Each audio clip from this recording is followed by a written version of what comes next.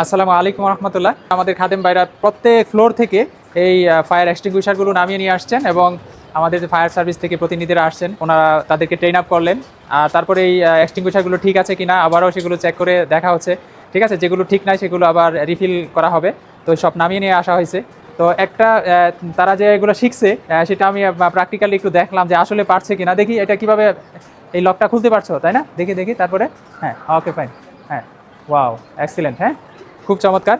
তো যাই হোক, সব কিছু মিলে যে আমরা এই ভিডিওটা করার উদ্দেশ্য হচ্ছে যে আগামী সোমবার দিন আমাদের এই ফায়ার সার্ভিস থেকে আমাদের এখানে একটা মহড়া 10 তারিখ।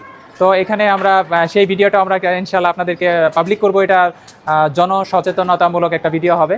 আর সর্বোপরি যেহেতু আমাদেরকে আপনারা দেখেন, লক্ষ লক্ষ মানুষ কানেক্টেড থাকেন, আমাদের সাথে আছেন। তো যে কারণে এই ভিডিওটা করার উদ্দেশ্য এটাই যে আপনারা এই ভিডিওটাকে ইনশাল্লাহ পরে যেটা করা হবে, আজকে যেটা করা হলো, এটা আপনারা একটু শেয়ার করে মানুষের দুর্গরায় পৌঁছে দিবেন নিউজ ফিডে। তাহলে তারাও সচেতন হলো। অনেক সময় আমাদের মেমোরিতে থাকে না যে এক্সটিংগুইশার আছে। দেখেন আজকে যদি আপনারা আজকে না আসতেন হয়তো আমি আজকেও দেখতাম না যেগুলো ঠিক আছে কিনা, তাই না? তো আসলে সব কিছু মিলে মানে আমরা যদি চাই যে প্রত্যেকের অফিসে এক্সটিংগুইশারগুলো থাকে, এগুলো ঠিক আছে কিনা, রিফিলটা আবার রিফিল করতে হবে কিনা, লকটা ঠিক আছে কিনা, এগুলো কিন্তু অনেক সময় দেখার সুযোগ হয় না। অনেক সময় আগুন লেগে গেছে, তখন গিয়ে চিন্তা করে হারিয়ে এটা তো নষ্ট, খেয়াল ছিল না, ঠিক না? তো একটা ফ্লোরের ভিতরে যদি ব্যবস্থাপনা থাকে তাহলে কিন্তু এটা, যেহেতু আমাদের এখানে অনেক বাচ্চারা থাকে, এগুলো আমাদের রেসপন্সিবিলিটি এগুলো সব ঠিকঠাক রাখা। আর এখানে যারা আছে খাদেম ভাইয়েরা আছে প্রত্যেক ফ্লোরে, তাদেরকে একটু ট্রেন আপ করা হয়েছে উক্ত বিষয়ে।